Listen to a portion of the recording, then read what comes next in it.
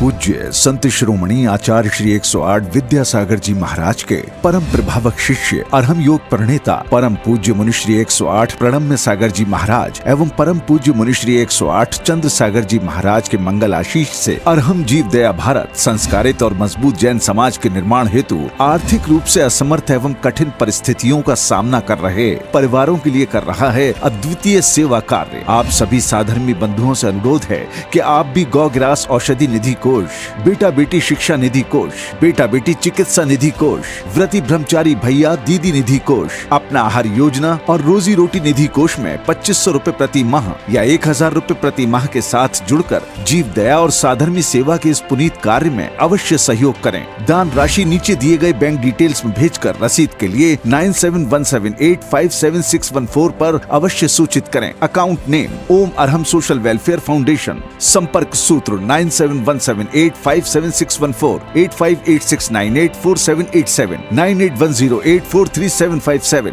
9810436940।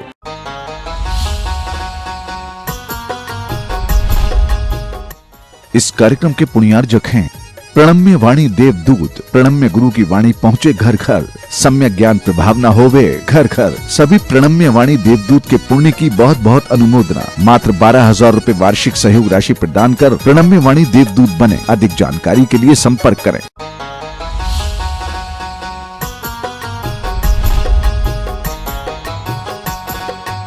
लेकिन वह राजा उपश्रेणिक ने पहले पूछ लिया और कहा कि नहीं, देखो आप भीलों की संगति में इस तरह से गलत खान पान करते रहे हो, मैं आपका भोजन आपके परिवार के साथ, आप लोगों के साथ में बैठ करके नहीं कर सकता। अब देखो उस भील का उत्तर, उस सरदार का उत्तर। वो कहता है कोई बात नहीं, मेरा खान पान वास्तव में गड़बड़ हो चुका है, मेरे आचार विचार वास्तव में इन लोगों की संगति के कारण से गड़बड़ हो चुके हैं, लेकिन मेरी एक पुत्री है और वह पुत्री बहुत शुद्ध है, सात्विक है, बिल्कुल सदाचार और कुलाचार का पालन करने वाली है। उस पुत्री के हाथ का बना हुआ आप भोजन कीजिए, आपके अपने आचार विचार की जो शर्त है वो पूरी हो जाएगी और मुझे भी जो सेवा का मौका मिलना है वो मौका मिल जाएगा, मेरे ऊपर बहुत बड़ा उपकार होगा। तो वह उपश्रेणिक इस बात को स्वीकार कर लेते हैं। माने सबके साथ बैठकर के भोजन नहीं करना ये अपने आप में एक गुण है या दोष है? मैं आप लोगों से ये पूछना चाह रहा हूं। आप जहां कहीं भी जाते हैं, किन्हीं भी पार्टियों में शामिल हो जाते हैं, किन्हीं भी प्रकार के रिसेप्शन में शामिल हो जाते हैं और उस समय पर आपके सामने कितनी भी तरह के लोग हो सकते हैं, लेकिन आपके लिए वहां पर भोजन करना जरूरी होता है, क्योंकि आपको अपना व्यवहार निभाना है, सिर्फ व्यवहार निभाना है।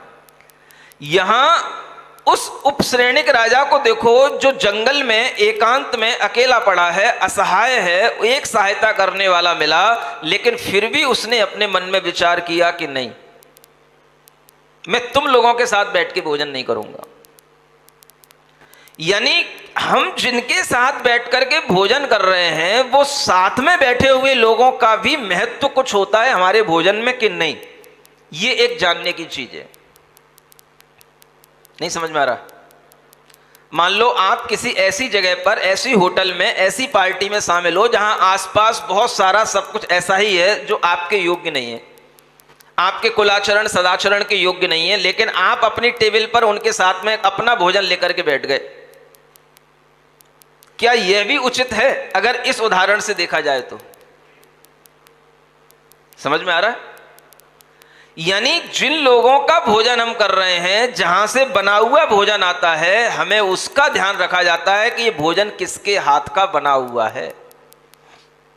किसी भी जगह पर जाने से पहले यह देख लेना ये भोजन बनाने वाले लोग कौन हैं, भोजन किसके हाथ का बना हुआ है, भोजन कौन सी टेबल पर रखा हुआ है, कौन से बर्तनों में रखा हुआ है, कितना डेकोरेटेड जगह है, ये देखने की जरूरत नहीं है।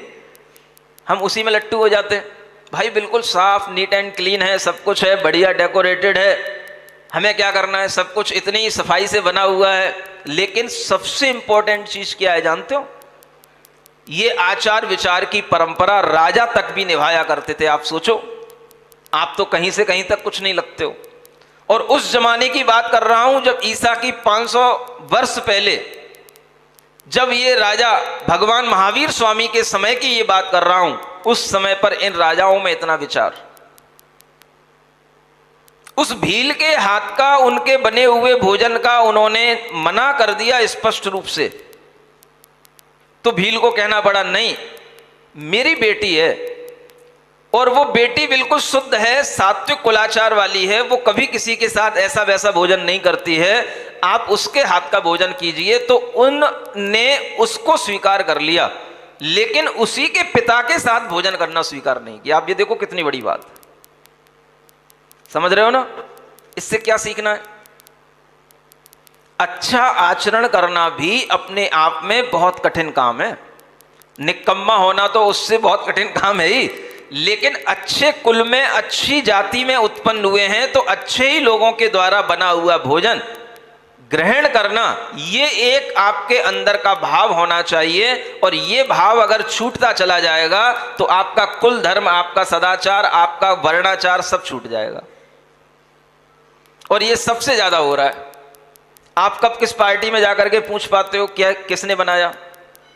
आपको तो अपने व्यवहार निभाने से मतलब, जबकि आपको इतनी खाने की जरूरत भी नहीं है, आपका पेट भरा हुआ होगा तो भी आप अपना धर्म बिगाड़ोगे, लेकिन खा करके दिखा करके आओगे, नहीं मैं आया था आपकी पार्टी में, मैंने भोजन कर लिया है। यानी इतनी कौन सी मजबूरियां हैं, ऐसी कौन सी चीजें हैं जिसके कारण से हमें अपना रिलेशन बनाए रखने के लिए अपना रिलीजन बिगाड़ना पड़ता है। ये एक सोचने की बात है। रिलेशन महत्वपूर्ण है कि हमारा अपना भीतर का रिलीजन, जो हमारा अपना नेचर है, वो महत्वपूर्ण है। अब नहीं बोल रहे कोई भी? ऐसा तो नहीं लग रहा महाराज आप मेरे को डांट क्यों रहे हो? डांट नहीं रहा हूं, पूछ रहा हूं आपसे। आपके अंदर ये भाव होना चाहिए, जब भी हम भोजन करते हैं, ये भोजन किसके हाथ का बना हुआ है, ये सीख लो। अब होटल में जाओगे, एक तरफ वेज होता है, एक तरफ नॉन वेज होता है। हम तो वेज कर लिए, नॉन वेज नहीं किया। बनाने वाला कौन था? उस नॉन वेज जो एक तरह का कसाई आदमी है, उसके हाथ से बना हुआ अगर आपने वेज भोजन कर लिया तो क्या वो वेज कहलाएगा? क्या वो वाजिब कहलाएगा क्या? विचार करो। उन्हीं बर्तनों में वो बना है, उसी की लार उसमें भी लग रही है, और कई बार तो चम्मच उसकी उसमें भी सब चली जाती है। उसे क्या फर्क पड़ रहा है इन चीजों का? बस इतना है कि उसने वहां कुछ बनाया था, यहां कुछ बना रहा है, दो तरह की चीजें वो पका रहा है। बाकी आदमी एक है, चम्मच एक है, बर्तन एक है, स्थान एक है, सब कुछ एक है। मैं आपसे सिर्फ प्रश्न रख रहा हूं, आप उस परिस्थिति में क्या करोगे? आपके भीतर का वजूद क्या कहेगा आपसे, ये मैं पूछना चाह रहा हूं। और अगर आप हमें नहीं बता पा रहे हो तो अपने मन में कुछ विचार कर लेना कि ऐसी परिस्थितियों में मैं क्या करूंगा। उधर वो एक राजा है, बीमार पड़ा हुआ है। मैं आपसे पूछ रहा हूं कि अगर आप कभी ट्रेन में हो और ट्रेन में बहुत सारे लोग बैठे होते हैं और आपके आसपास गंदे लोग भी बैठे हैं, आपको भूख लगी है, आपको भोजन करना है, आप क्या उन्हीं के साथ बैठ करके भोजन करना चाहोगे? भले ही आपका अपना भोजन होगा, अगर बगल में बैठ करके कोई गंदा भोजन कर रहा है तो क्या आप वहां पर बैठ करके अपना अच्छा शाकाहार भोजन कर लोगे? क्या वो स्थान उचित है? ये भी एक सोचने की चीज है। जैन दर्शन में ये भी स्थान की मर्यादा, इसको क्षेत्र शुद्धि कहा गया है। कोई भी श्रावक हो वो भी इतना विचार पहले रखा करता था कि जहां पर क्षेत्र शुद्धि होगी वहीं पर हम भोजन करेंगे, इसलिए वो हर कहीं पर अपना भोजन करने नहीं बैठ जाता था। ये विचार अगर बने रहेंगे तो कुछ ये कुल परंपरागत विचार आचार बने रहेंगे, और अगर ये सब छूट जाएंगे, क्या रखा है छुआछूत में, क्या है ये सब डिफरेंशिएट करने में, ये सब पार्शियलिटी करने में क्या रखा है, ऐसा सोच करके आजकल के बच्चे सबके साथ सब कुछ करने लग जाते हैं। इधर देखो छत्री राजा, और वो कह रहे हैं कि नहीं तुम्हारे साथ भोजन नहीं करूंगा। उन्होंने बेटी का भोजन कर लिया और बेटी ने अच्छे तरह से उनको रखा, अच्छे तरह से उनको भोजन कराया, उनके लिए औषधि का उपचार कराया, और धीरे धीरे वो राजा स्वस्थ हो गए। इससे ये समझना है, ये सीखना है कि हमें अपने अंदर अपने आचरण को बनाए रखने के लिए खुद से संकल्पित होना पड़ता है। और अगर हम कहीं भूल रहे हों तो उसी भूल को याद दिलाने के लिए ये उपदेश होते हैं, ये साधु आपके नगरों में आते हैं। और इस तरह से ये चातुर्मास आदि होने का मुख्य उद्देश्य यही होता है कि हम अपनी अगर आचार विचारों की परंपरा से दूर हट रहे हैं तो पुनः अपनी लाइन पर आ जाएं।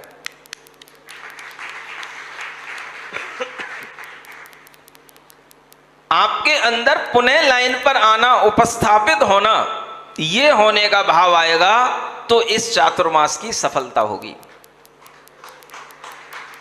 हटने का भाव करो, कुछ गलत लाइन पर चले गए तो अब पुनः हटने का भाव करो, नहीं वहां से हटना है। हम रात्रि में भोजन करने लगे, गलत करने लगे, अब हमें छोड़ना है, ये विचार आना चाहिए। यूं नहीं कि केवल बस ऐसे ही बस चलता रहता है, हाँ सब होता है। अब हम मुनि महाराज भी अब वहाँ चौके में भी कुछ पूछ नहीं पाते हैं, क्योंकि हम सबके मुंह पे मास्क लगवा देते हैं और फिर पूछेंगे तो फिर आप मास्क हटाओगे तो फिर दिक्कत होगी हमको, इसलिए सबके मुंह बंद करवा देते हैं वहाँ पे। तो जब सबके मुंह बंद करा दिए तो फिर अब हमें ही कैसे फिर मुंह खुलवाएं? सुन रहे हो? तो मुंह खोलने का मौका यही है हमारे पास में। यहाँ पे पूछ रहा हूँ, जिन लोगों के घरों में रात्रि भोजन होते हैं, कम से कम इतना तो मन बना लेना, इतना तो सोच लेना घर के लोगों कि इन आने वाले वर्षा योग के इन दिनों में 5 महीने तो दीपावली तक तो हम रात में कोई भी तरह का भोजन नहीं बनाएंगे। इस तरह का विचार कर लेना। जब सब लोग विचार करेंगे तो सब हो जाएगा, क्योंकि यहां पे सासू भी सुनने बैठी है, ससुर भी बैठे हैं, ससुरे भी बैठे हैं, सासुएं भी बैठी हैं, बहुएं भी बैठी हैं और पति भी बैठे हैं, सब बैठे हैं। और सबका मन एक साथ बन जाएगा और सबने एक साथ प्रवचन सुन लिया होगा तो कोई किसी पे आपत्ति नहीं दर्ज करेगा। थोड़ा हमें कोस लेगा, कोई बात नहीं। समझ में आ रहा है? एक अकेला कोई सुन के जाएगा और कहेगा तो वो उसको दिक्कत हो सकती है। इसलिए सब अच्छे से मन बना लेना। अकेले अकेले मुझे पहुंचने का मौका नहीं मिलता है, कौन रात में खाता है नहीं खाता है। हमारे सामने जो भी आए, कम से कम दीपावली तक तो इतना भाव रखें कि हम रात में भोजन नहीं खाएंगे, रात में भोजन नहीं बनाएंगे। आखिर क्या बचेगा अगर ये भी ना करोगे तो? इतना मन हो पाएगा? कितने लोगों के घरों में रात्रि में भोजन नहीं बनता, नहीं खाया जाता? थोड़ा हाथ उठाओ, थोड़ा सा आइडिया तो ले लो। धर्म धर्म धर्म धर्म धर्म नगरी कहलाती है, हैं? हाथ तो अच्छे उठ रहे हैं, फिर भी थोड़ा सा ठीक ठीक हैं संतुष्टि लायक है। पूरे टोटल 100% तो नहीं है। जो नहीं है वो भी अपने मन में कुछ विचार लाएंगे, परिवर्तन लाएंगे। रात्रि के समय में भोजन करना वैसे ही अपने आप में बुरी चीज है, लेकिन वर्षा योग में चातुर्मास के टाइम पे भोजन करना तो और बुरा काम है। अपने कर्मों का क्षय करने के लिए पहले हमें अपने पाप कर्मों का क्षय करना पड़ेगा। निकम्मा होकर के नहीं बैठ जाना घर में। कल से कहो महाराज हम तो निकम्मे होकर बैठ गए, सब यहां पे खाली पड़ा रहे। सुन रहे हो? पहले क्या करना पड़ेगा? पहले बुरे कर्मों का क्षय करने के लिए बुराइयां छोड़नी पड़ेंगी, तब जाकर के आपकी वह स्थिति बनेगी जो निष्कर्म की स्थिति आती है। इसलिए यह निष्कर्म भाव अपने आप में बहुत बड़ा भाव है, लेकिन अगर आप शुभ भावों को भी अपना लेते हैं तो यही आपके लिए बहुत बड़ी उपलब्धि है, क्योंकि गृहस्थ श्रावक शुभ ही कर पाता है, शुद्ध नहीं कर पाता है। शुद्ध उपयोग में वो नहीं पहुंच पाता है, वो बहुत कठिन होता है उसके लिए। इसलिए ये जो पहले बुराई वाली चीजें हैं इनसे बचो। हर घर में आज लहसुन प्याज बनने लगा है। मैं किसी से भी पूछ लेता हूं तो वो हां ही कर देता है। कौन सा समय आ गया ये? हम जिस समय में घरों में रहा करते थे, जीते थे, जमाना था, कभी घर में लहसुन प्याज आता नहीं था। और अगर कभी किसी मामा नाना की संगति के कारण से कभी कुछ आ जाए तो घर में तहलका मच जाता था। प्याज खाता है, लहसुन खाता है, ऐसा बुरा बुरा सुनाते थे कि पूछो ना। और यहां एक फैशन है, हर किसी से पूछो, सबके घर में प्याज चलता है, लहसुन चलती है। इतना कॉमन हो गया जैनों का यह आचरण, प्याज लहसुन खाना इतना जरूरी हो गया, उसके बिना कोई टेस्ट नहीं आता। सारे मसाले फीके हैं, किसी चीज में कोई टेस्ट नहीं है बिना प्याज लहसुन के। सबके लिए, मैं किसी से भी मैंने 2-4 लोगों का टेस्ट लिया, भाई आपके घर में प्याज लहसुन, तो बोले हाँ खाते हैं। लड़कियां भी खाती हैं, लड़के भी खाते हैं, सबके लिए बिल्कुल कॉमन हो गया।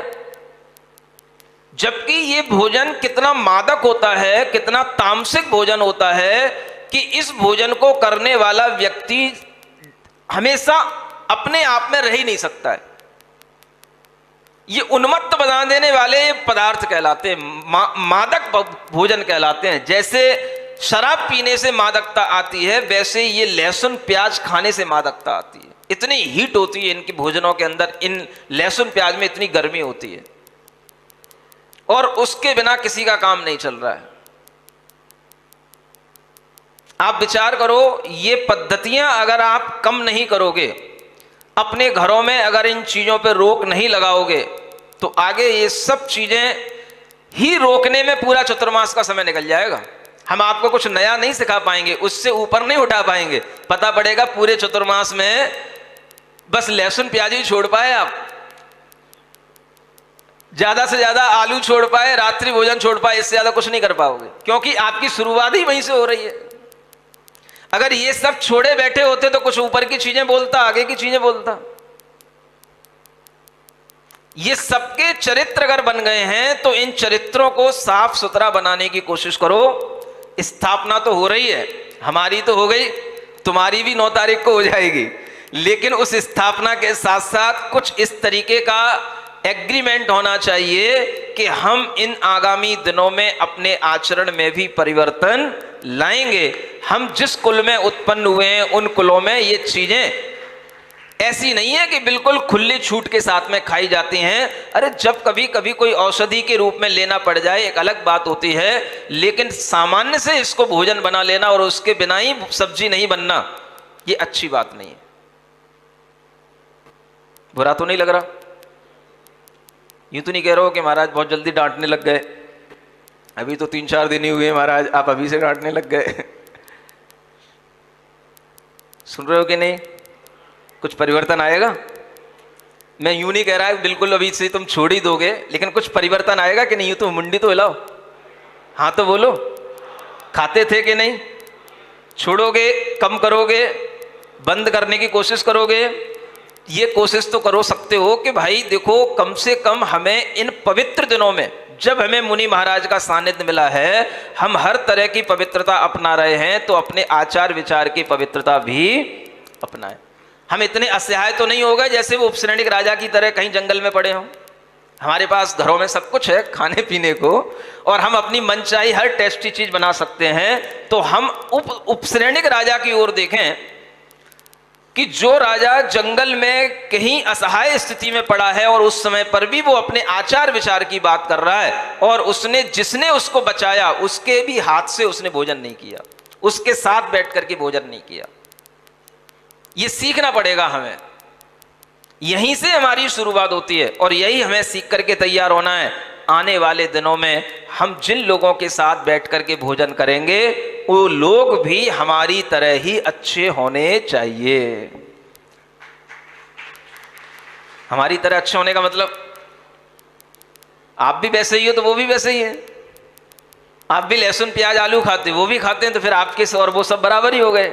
जब आप कुछ अलग होगे तो आप कुछ इच्छा करोगे। समझ आ रहा है? ये भी अपने आप में एक बहुत बड़ा त्याग होता है। और जिस तरह से आप कलश की स्थापना करने के लिए अनेक तरह के त्याग करने का मन बनाते हो, ये त्याग भी बहुत जरूरी है, जिसे हम कहते हैं अपने आचरण में सुधार लाना। आखिर उन कलशों में एनर्जी कहां से आएगी? हम तो उसमें मंत्र फूकेंगे ही, लेकिन वो मंत्र भी काम नहीं करेंगे अगर आपके आचरण उसमें अच्छे, उस समय के आचरण अच्छे नहीं होंगे। मानो बहुत एनर्जी से भरी हुई कोई चीज आपके घर में पहुंच भी गई, लेकिन आपके अगर आचरण अच्छे नहीं है तो वो एनर्जी भी काम नहीं करेगी। इसलिए ये ध्यान रखना, अच्छे आचार विचारों के साथ में किए हुए कार्य ही सफल होते हैं और उन्हीं कार्यों से आपके घर में सुख समृद्धि और संपन्नता रहेगी। इसलिए अपने आचरणों पर ध्यान देते हुए ध्यान देना है। सिद्धों की भक्ति, सिद्धों की आराधना, इसमें जो व्यक्ति अपना समय लगाता है यह समय ही सार्थक समय होता है। दुनिया में अनेक तरह के लोग अनेक तरह के जीवों की भक्ति आदि किया करते हैं, किंतु जो शुद्ध आत्मा को जानता है, जो सिद्ध परमेष्ठियों को जानता है और सिद्ध भगवंतों में अपना मन लगाता है, उसी के अंदर, उसी की आत्मा में शुद्धता का भाव जागृत होता है। हर व्यक्ति के जीवन का उद्देश्य अपनी आत्मा को शुद्ध बनाना होना चाहिए। जब हम अपनी आत्मा को शुद्ध बनाने के उद्देश्य में लगते हैं, ये हमारा जब एक प्रयोजन बन जाता है, तब हमें सिद्ध भगवानों की आराधना करने में अच्छा लगता है। हम अगर भगवान की पूजा कर रहे हैं, आराधना कर रहे हैं और हम अपने लिए कुछ भी नहीं उससे प्रयोजन रख रहे हैं, तो उस पूजा आराधना का प्रयोजन भी केवल हमारे लिए थोड़ा सा पुण्य बंद होगा, इससे ज़्यादा कुछ नहीं होगा। इसलिए हमेशा ऋषियों मुनियों ने कहा है, अगर आप अपने जीवन को उन्नत बनाना चाहते हैं तो अपने आप को सिद्ध भगवंतों से जोड़ो, और अगर आप अपने को सिद्ध भगवान से जोड़ोगे तो आपकी आत्मा में शुद्धि होगी, आपकी आत्मा भी सिद्ध बनेगी। आत्मा को सिद्ध बनाने के लिए ही जब हम तत्पर होंगे, तभी हमें सिद्ध भगवान के गुणों में आकर्षण होगा। हम भला अमूर्त आत्माओं के गुणों में क्या आकर्षण पैदा कर सकते हैं, और एक व्यक्ति का मन भला क्यों किन्हीं ऐसे अदृश्य अमूर्त आत्माओं में लग सकता है जिन्हें उसने कभी देखा ना हो। और कल जिस तरह से हमने सुना कि उन अमूर्त आत्माओं के अंदर और कुछ होता नहीं है, उन्हें कुछ करना होता नहीं है, वो सब निकम्मा होकर के बैठे रहते हैं, तो भला कौन अच्छा आदमी निकम्मा होना चाहेगा। ये बातें आपको इसलिए बताई जा रही हैं ताकि आपके मन के अंदर ये विचार आ जाए कि हम अपने अंदर जो सिद्धों के प्रति गलत धारणा रखते हैं, उस धारणा को हम सुधारें। जब व्यक्ति निष्कर्म होता है, जीवन का वास्तविक आनंद उसे तभी उपलब्ध होता है। कर्म करने से आनंद नहीं आता, आनंद आता है कर्म रहित होने से। जब आप काम काम काम काम चिल्लाते रहते हैं तो आपके अंदर काम तो आता है, लेकिन उससे सुख नहीं आता है। सुख जब भी आएगा तब आपके अंदर एक परिणाम आएगा, हाँ अब बहुत काम हो गया है, अब तो विश्राम करना है। जब आप विश्राम करने के मूड में होते हैं, आराम करने के मूड में होते हैं, उस समय पर आपका वह विश्राम ही आपका सुख होता है, काम सुख नहीं होता है। दिन भर जब आप काम करते हुए थक जाते हैं, तब आपके लिए सुख चाहने के लिए नींद की जरूरत पड़ती है, और आप एक गहरी नींद में जब पहुंच जाते हैं तब आपको लगता है कि हाँ अब हमने कोई सुख की, चैन की नींद सो ली। बोलते हैं ना, क्या बोलते हैं? सबसे बड़ा, अगर हमें दिन भर का कोई सुख मिलता है तो किसमें? अरे कम से कम चैन की नींद तो सोने दो। जब नींद में भी कोई व्यवधान उत्पन्न होता है तो उस समय पर व्यक्ति के लिए लगता है भाई दुनिया में हर टाइम पर तुम व्यवधान उत्पन्न करते रहते हो, हर टाइम पर कुछ ना कुछ सामने आता रहता है, एक सोने का टाइम तो हमें कम से कम निश्चिंतता से सोने दो। तो आदमी को जीवन में ये जरूरी क्षण है, चैन की नींद सोना, ये अपने आप में एक सुख है कि दुख है? बताओ। अगर आपके लिए निद्रा आ रही हो और उस निद्रा के समय पर आपको कोई काटने लग जाए, कोई जगाने लग जाए, कोई आपके सामने ढोल ढमाका बजाने लग जाए, आपको कैसा लगेगा? सोने नहीं दे रहा है, दिन भर तो काम करते करते थक गए, दिन भर तो इधर उधर की बातें करते थक गए, अब थोड़ा सा चैन की नींद तो ले लेने दे। तो चैन की नींद कहाँ से आए? जब चैन हो तो चैन की नींद आए। अब वो चैन बाहर भी होना चाहिए और चैन भीतर भी होना चाहिए। बाहर अगर चैन नहीं है तो भी भीतर की नींद नहीं आती, और भीतर अगर चैन नहीं है तो भी नींद नहीं आती। तो चैन दोनों जरूरी है, बाहर का भी चैन चाहिए और भीतर का भी चाहिए। अगर बाहर से कोई भी परेशान करने लग जाता है, कुछ नहीं है, तो सतना एक बात के लिए तो प्रसिद्ध है ही है कि यहां पर मच्छर बहुत है। कहीं भी चले जाओ, किसी भी रूम में घुस जाओ, आपको कोई मिले या ना मिले, लेकिन मच्छर सब जगह मिलेंगे। अगर उन मच्छरों के बीच में रह करके आपको नींद भी आना चाहे तो आ नहीं सकती। क्या करना? अब उनसे क्या कहोगे? रात के अंधेरे में जब वो अपना आक्रमण प्रारंभ करते हैं, तब उस समय पर आपके मन में आएगा कि देखो ये चैन की नींद भी नहीं लेने दे रहे। और तो कोई चैन दुनिया में हमें चाहिए नहीं, लेकिन ये भी अगर एक छोटा सा चैन मिलता है तो उसमें भी ये व्यवधान डालते हैं। क्या करोगे? मच्छरों के लिए आपके पास में कोई भी उपाय नहीं है। अगर वो आपके पास में बार बार आता है, बार बार आपको परेशान करता है, बार बार काटता है, बार बार तंग करता है, तो आपके लिए क्या उपाय है? एक उपाय है जो यहां सिद्ध भक्ति में बताया जा रहा है। क्या कह रहे हैं सिद्ध भक्ति में? जो हम दूसरा काव्य पढ़ रहे थे, उस दूसरे काव्य की तीसरी लाइन हमें आज पढ़ना है। ज्ञाता दृष्टा स्वदेह प्रमिति रूप समाहार विस्तार धर्मा द्रव्योत्पत्ति व्ययात्मा स्वगुण युत इत नान्यथा साध्य सिद्धि। एक चीज है जो यहां बताई जा रही, ये चीज सिद्ध भगवंतों में है। क्या है? सिद्ध भगवान अपने अनेक अनेक गुणों को धारण करते हैं, लेकिन उनके गुणों में सबसे बड़ा जो गुण है वो यहां बताया जा रहा है कि वो भगवान ज्ञाता और दृष्टा होते हैं। क्या होते हैं? ज्ञाता दृष्टा। ज्ञाता दृष्टा का मतलब, ज्ञाता माने जानने वाला, दृष्टा माने देखने वाला। वह सिर्फ हर चीज को जानने वाले होते हैं और देखने वाले होते हैं। यूं नहीं समझना कि वहां सिद्धालय में या लोक के अग्रभाग में जहां पर वो विराजमान है वहां पर उनके लिए अंदर कुछ हो नहीं रहा है या वो कुछ कर नहीं रहे हैं। वो कर रहे हैं। क्या कर रहे हैं? जानने की क्रिया कर रहे हैं और देखने की क्रिया कर रहे हैं।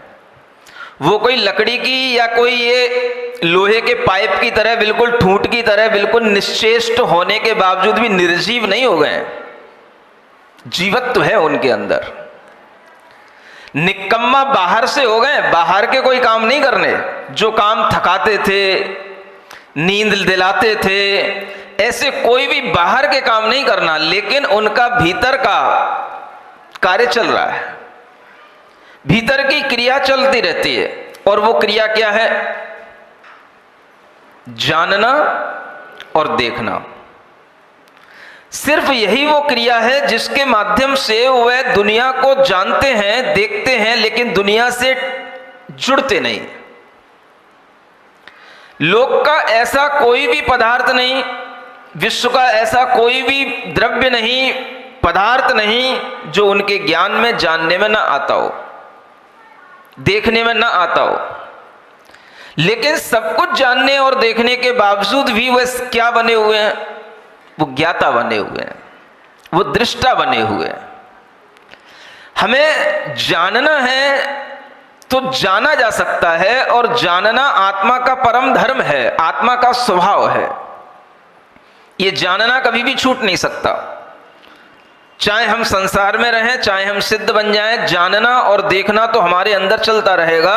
हम कहीं भी बैठे होंगे, कुछ ना कुछ जान रहे होंगे, कुछ ना कुछ देख रहे होंगे, लेकिन उस जानने देखने के साथ में हम कुछ करने भी लग जाते हैं। जानने देखने के साथ में हमारे दिमाग में कुछ ना कुछ और आने लग जाता है कि हमें ऐसा नहीं जानना, ऐसे जानना, ऐसे नहीं इसको मानना, ऐसे मानना। ये जो हमारे अंदर आने लग जाता है, इसे वह नहीं किया करते हैं, और ये कार्य केवल संसारी जीवों में हुआ करता है। भगवान सिद्ध सभी पदार्थों को देख रहे हैं, सभी चीजों को देख रहे हैं। दुनिया में जितनी भी आत्माएं हैं वो भी उनको दिखाई दे रही हैं, जितने भी शरीर आदि हैं वो भी उनको दिखाई दे रहे हैं, जितने भी पौद्गलिक पदार्थ हैं वो भी सब उनके जानने में आ रहे हैं, दिखाई दे रहे हैं, और वो सब दिखाई दे रहे हैं, भीतर से लेके बाहर तक सब दिखाई दे रहा है। आपने कभी कल्पना की भगवान क्या देख रहे हैं? हम जिसे छुपाते हैं वो सब भगवान को दिखाई दे रहा है। जिनके ज्ञान में सब कुछ आ रहा है, सब कुछ उनके ज्ञान में प्रतिबिंबित हो रहा है। जैसे दर्पण के सामने अपने आप सब कुछ प्रतिबिंबित होने लग जाता है, वैसे ही सारा वहां पर रिफ्लेक्ट होता रहता है। हम जो अभी यहां सोच रहे हैं, आगे सोचेंगे, वो उनके ज्ञान में पहले से रिफ्लेक्ट हो रहा है। ऐसा भगवान का वो जो ज्ञान है, उस ज्ञान में ज्ञातापन, दृष्टापन, ये बहुत बड़ी उनकी क्वालिटी है। कल आपने निकम्मा तो सुन लिया, और निकम्मा सुनकर के हो सकता है आपका मन बिगड़ गया, बोले हमें नहीं सिद्ध भगवान बनना। लेकिन आज सुनिए वो क्या करते हैं। वो ज्ञाता हैं, दृष्टा हैं, और जानना ये किसी के द्वारा नहीं होता है, ये अपनी आत्मा का एक स्वभाव है। आत्मा और ज्ञान के बीच में कोई डिफरेंस नहीं है, आत्मा और ज्ञान के बीच में कोई भेद की लाइन नहीं है। आत्मा और ज्ञान दोनों एक मेक हैं। आत्मा और ज्ञान दोनों के अंदर एक गुणवत्ता है कि ज्ञान आत्मा है और आत्मा ही ज्ञान है। अब उस आत्मा को जानना भी है और देखना भी है। ज्ञान भी एक गुण है आत्मा के अंदर जिससे वो जानता है, और दर्शन भी एक गुण है जिससे वह देखता है। जब हम और आपकी बात आती है जानने और देखने की, तो सिद्धांत ग्रंथों को पढ़ने से समझ में आता है कि हम लोग कभी भी एक साथ जानना देखना नहीं कर सकते। हमारा जानना देखना एक क्रम से होगा। हम देखेंगे पहले, जानेंगे बाद में। और जो सिद्ध भगवान होते हैं वो जानना देखना एक साथ करते हैं, साइमल्टेनियसली वो एक साथ दोनों क्रियाएं करते हैं, जानते भी हैं और देखते भी हैं। माने हमारा जो जानना देखना है वो तो एक ऑर्डर के साथ चलता है। पहले हम देखेंगे, फिर जानेंगे। पहले क्या करेंगे? देखना होता है, फिर बाद में जानना होता है। हमें पता नहीं पड़ता कि हमने कब जान लिया, कब देख लिया, लेकिन जब भी आप किसी भी चीज को जानते हैं, चाहे वो ही हो या सी हो, समझ रहे हो ना, मेल हो फीमेल हो, चेतन पदार्थ हो अचेतन पदार्थ हो, जब भी आप किसी भी चीज को जानते हैं उससे पहले आप उसे देखते हैं। बिना देखे हुए आप किसी भी चीज को जान नहीं सकते। भगवान भी जान रहे हैं, देख रहे हैं, हम भी जान रहे हैं, देख रहे हैं, लेकिन भगवान एक साथ कर रहे हैं। उनके जानने देखने में क्रम नहीं है, उनके जानना देखना एक साथ हो रहा है। जिस क्षण पर, जिस मोमेंट में वह जान रहे हैं, उसी क्षण पर वह देख भी रहे हैं। और वो जो देखते हैं, जो जानते हैं, वो सिर्फ देखने और जानने रूपी होता है। उसमें ऐसा कुछ नहीं होता है कि जानने से कोई हमारे अंदर हर्ष उत्पन्न हो जाए, जिसको हमने नहीं जान पाया उसके कारण से हमारे अंदर कोई दुख उत्पन्न हो जाए। ये सब उनके अंदर नहीं होता। सिर्फ जानना और सिर्फ देखना। आपसे बात कर रहा था उस मच्छर की, भूल गए? जब आपको मच्छर काटे और आपके पास में कोई भी उस मच्छर को भगाने का कोई भी उपक्रम ना हो, उपक्रम क्या करोगे? ज़्यादा से ज़्यादा हाथ चलाओगे, ज़्यादा से ज़्यादा आपके पास कोई कपड़ा होगा वो हिला दोगे, वो कितनी देर मानेगा? वो तो घूम फिर के बार बार आपके पास आ जाएगा। वो क्यों मानेगा? उसे नहीं पता कि आप उसे भगा रहे हो, क्योंकि उसके पास में मन नहीं है। उसे इतना पता है कि हमको अगर कोई भी थोड़ा सा भी छूने की या हवा देने की कोशिश करता है तो इसका मतलब हमें यहाँ पर खतरा है, हमें यहाँ से हट जाना है। बस वो हट जाता है, लेकिन उसे ये नहीं पता होता है कि यही आदमी हमें बार बार हटा रहा है, यही आदमी हमें बार बार भगा रहा है। और उसे ये भी पता नहीं होता है कि हम बार बार एक ही जगह पर आ रहे हैं, बार बार एक ही जगह पर मंडरा रहे हैं, क्योंकि उसके पास में आगे पीछे का विचार करने के लिए मन नहीं होता है। वह जिस मोमेंट पर जिस तरह की क्रिया करता है बस वो उसी तरह की क्रिया करता है। जब बैठना होगा किसी के ऊपर बैठ जाएगा, काटना होगा काट लेगा, हटना होगा हट जाएगा। हटने के बाद ये नहीं सोचेगा कि मैं यहां से हट गया हूं तो मुझे फिर से यहीं पे बैठना है। आपको लगता है कि वो बार बार मेरे पास आ जाता है, लेकिन वह अपने उस घूमने के कारण से, उसके आसपास और कोई चीज नहीं होने के कारण से वो बार बार घूम करके आ जाता है, लेकिन वह ये नहीं जानता है कि मैं जिस चीज के पास पहले आया था उसी चीज के पास बार बार आ रहा हूं।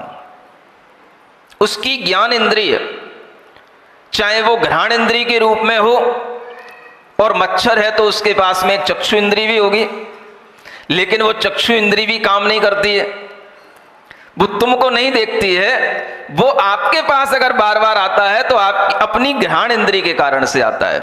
उसकी घ्राण इंद्रिय सशक्त होती है, उसे वहां कुछ स्मेल आती है, वो आपको नहीं आएगी, वो उसी को आएगी, और उसके कारण से वह बार बार वहीं पर आएगा और आप बार बार उसको हटाओगे।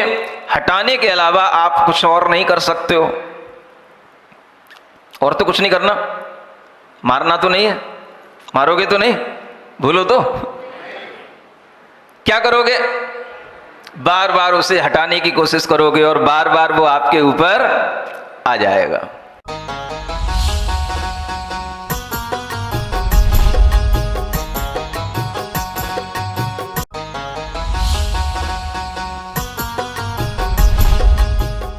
इस कार्यक्रम के पुण्यार जग थे प्रणम्य वाणी देवदूत। प्रणम्य गुरु की वाणी पहुँचे घर घर, सम्यक ज्ञान प्रभावना होवे घर घर। सभी प्रणम्य वाणी देवदूत के पुण्य की बहुत बहुत अनुमोदना। मात्र 12,000 रुपए वार्षिक सहयोग राशि प्रदान कर प्रणम्य वाणी देवदूत बने। अधिक जानकारी के लिए संपर्क करें। परम पूज्य संत शिरोमणि आचार्य श्री 108 विद्यासागर जी महाराज के परम प्रभावक शिष्य अरहम योग प्रणेता परम पूज्य मुनिश्री 108 प्रणम्य सागर जी महाराज एवं परम पूज्य मुनिश्री 108 चंद्र सागर जी महाराज के मंगल आशीष से अरहम जीव दया भारत संस्कारित और मजबूत जैन समाज के निर्माण हेतु आर्थिक रूप से असमर्थ एवं कठिन परिस्थितियों का सामना कर रहे परिवारों के लिए कर रहा है अद्वितीय सेवा कार्य। आप सभी साधर्मी बंधुओं से अनुरोध है कि आप भी गौग्रास औषधि निधि कोष, बेटा बेटी शिक्षा निधि कोष, बेटा बेटी चिकित्सा निधि कोष, व्रती ब्रह्मचारी भैया दीदी निधि कोष, अपना आहार योजना और रोजी रोटी निधि कोष में 2500 रुपए प्रति माह या 1000 रुपए प्रति माह के साथ जुड़कर जीव दया और साधर्मी सेवा के इस पुनीत कार्य में अवश्य सहयोग करें। दान राशि नीचे दिए गए बैंक डिटेल्स में भेजकर रसीद के लिए 9717857614 पर अवश्य सूचित करें। अकाउंट नेम ओम अरहम सोशल वेलफेयर फाउंडेशन। संपर्क सूत्र 9717857614, 8586984787, 9810843757, 9810436940।